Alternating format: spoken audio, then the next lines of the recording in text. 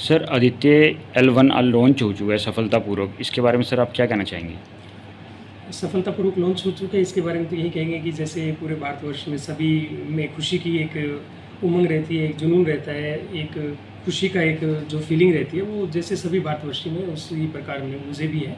और शुभकामनाएं देना चाहेंगे इसरो को और इसरो के साथ जुड़े हुए सभी एसोसिएटेड ऑर्गेनाइजेशंस को, जिन्होंने अपनी मेहनत के दम पर ये सब कुछ किया है और हमें गर्व महसूस करने के जो ये पल हैं वो बार बार मुहैया करवा रहे हैं, बार बार उपलब्ध करवा रहे हैं कि हम लोग पूरे विश्व पटल पर एक दमखम के साथ अपनी पहचान बनाएं। सर जो L1 है आदित्य लॉन्च हुआ है, सर इसके बारे में कुछ डिटेल में बताएंगे, क्या है ये पूरा, जैसे इसमें क्या क्या क्यों नाम रखा हुआ है आदित्य इसका?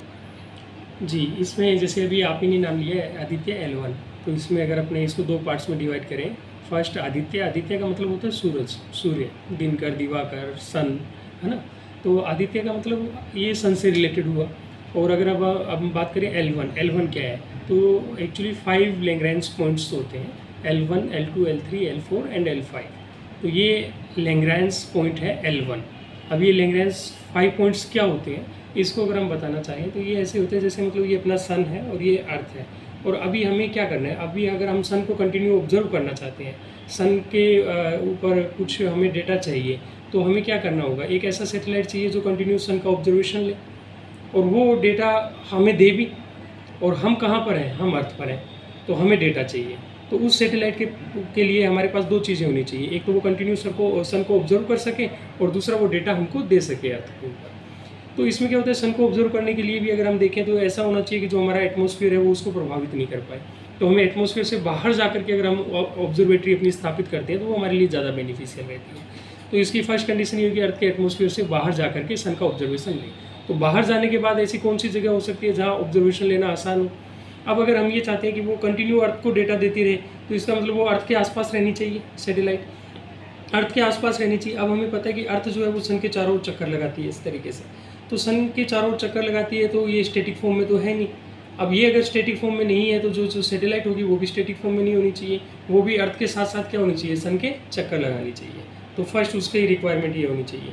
सेकेंड रिक्वायरमेंट, अगर वो मान लीजिए अर्थ के चारों ओर भी चक्कर लगा रही है, तो कभी क्या होगा, कभी तो इस तरफ मान लीजिए सन है और यहाँ अर्थ है, तो कभी हमारी सैटेलाइट इस पोजीशन में जब आएगी तब वो सन को ऑब्जर्व नहीं कर पाएगी, क्योंकि बीच में क्या आ गया, अर्थ आ गया।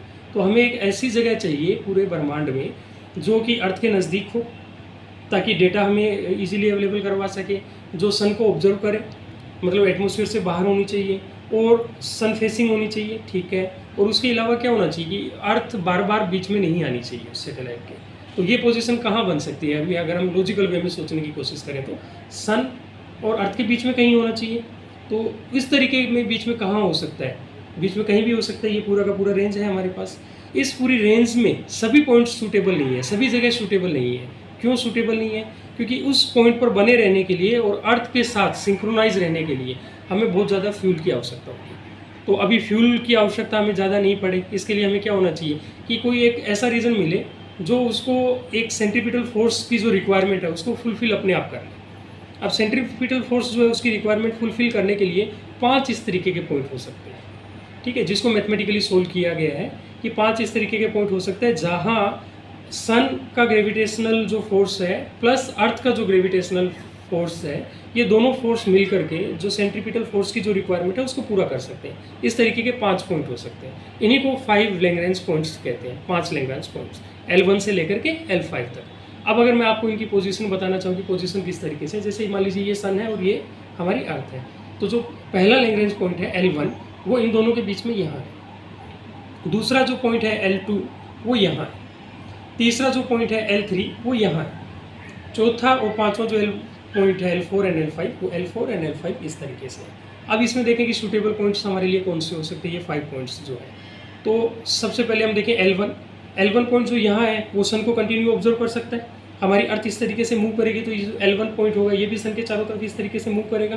तो क्या अर्थ सन के और उस सैटेलाइट के बीच में आएगी, कभी नहीं आएगी, क्योंकि ये L1 पॉइंट इस तरीके से मूव करता जा रहा है। तो ये हमेशा क्या करेगा, सन को ऑब्जर्व कर सकता है विदाउट एनी इंटरप्शन। अर्थ जो है उसको इंटरप्ट नहीं करेगी।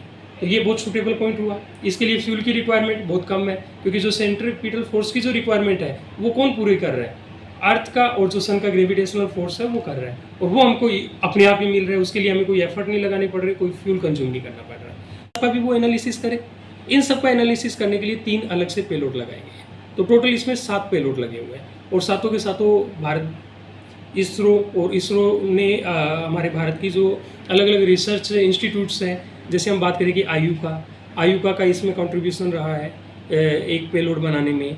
एक पेलोड बनाने में अगर हम इसकी बात करें कि इंडियन इंस्टीट्यूट ऑफ एस्ट्रोफिजिक्स, उसका अपना रोल रहा है। उसके बाद अगर हम बात करें laboratory for electro optics system, जो मैग है, मैग्नेटिक फील्ड का एनालिसिस करने के लिए, उसका एक अपना कंट्रीब्यूशन इसमें रहा है। इसके बाद अगर हम बात करें एस्पेक्ट्स और PAPA, जो इसके पेलोड्स है पापा, ये पेलोड्स में PRL का फिजिकल रिसर्च लेबोरेटरी अहमदाबाद जो है, उसने एक लीडिंग रोल प्ले किया है इसरो के साथ मिलकर के। ये जितने भी प्रोग्राम हुए, ये सब, ये जो पेलोड्स वगैरह, इसमें इसरो का कंट्रीब्यूशन है, लेकिन इनके साथ साथ हमारी इंडियन रिसर्च इंस्टीट्यूट्स जो अलग अलग हैं, इनका भी कंट्रीब्यूशन सिग्निफिकेंटली है। सर आपका शुभ नाम? मेरा नाम सुरेश सोनी है, और मैं आपके सभी दर्शकों को और समस्त भारतवासियों को शुभकामनाएं देना चाहूँगा कि हमने जो मिशन लॉन्च किया है, ये लगभग 125 दिन के बाद, यानी कि हम मोटा मोटी बात करें तो 4 महीने के बाद ये L1 पॉइंट तक पहुँचेगा, और उसके बाद में हमको डेटा देना स्टार्ट करेगा, जिससे कि एक अलग तरीके के द्वार खुलेंगे। साइंस की भाषा में अगर हम बोलें तो सन का और इसका जो कोरिलेशन है, कोरिलेशन से हम क्या होता है, ये साइंस किस बेसिस पे चलती है बेसिकली, कि कोई घटना हो रही है, उस घटना के लिए किस तरीके के जो घटनाक्रम है वो जिम्मेदार है, और उनका यहाँ ऐसा होने से वहाँ ऐसा हुआ तो किस तरीके से हुआ, अगर इसको ऐसा कर दिया जाए तो वहाँ किस तरीके की घटनाक्रम हो सकती है, इसका साइंटिफिकली एनालिसिस ही तो किया जाता है। और अगर इसमें भी हम देखें तो यही साइंटिफिक एनालिसिस किया जा रहा है कि सन पर किस तरीके की चीज़ें हो रही है, और उसके कारण जो L1 जो पॉइंट है उसके चारों तरफ किस तरीके के चीज़ें घटित हो रही है साइंटिफिकली।